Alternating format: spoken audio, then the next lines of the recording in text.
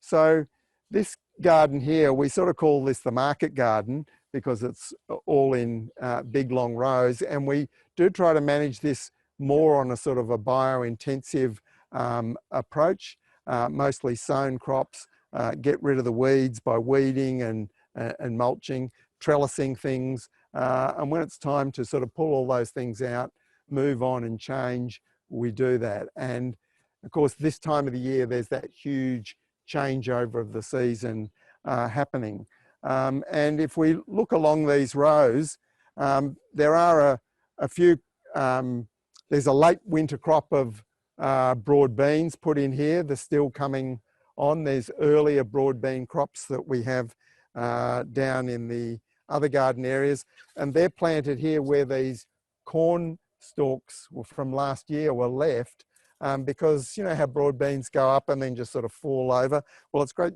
You don't really need a trellis, but just some strings around them is good like that. So we've left those 2 rows. We're still harvesting lots of coriander out of this row, so we haven't dug that over.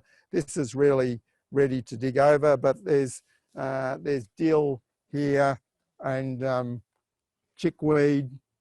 Some turnips that have gone to seed.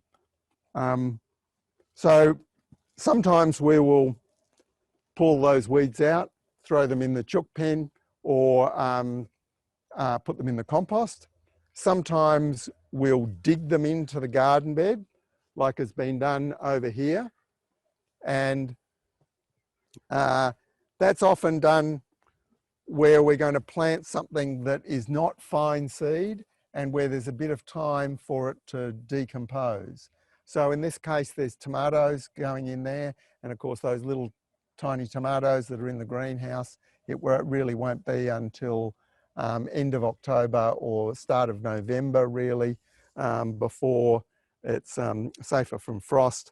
And then on top of that, what we've done is dig the paths which had decomposed chips that were put down 2 years ago that is now all turned into soil. So that's all been healed up and ready to plant. It does mean we're exposing the soil to sun at this time of the year. And this is the only time of the year that we really,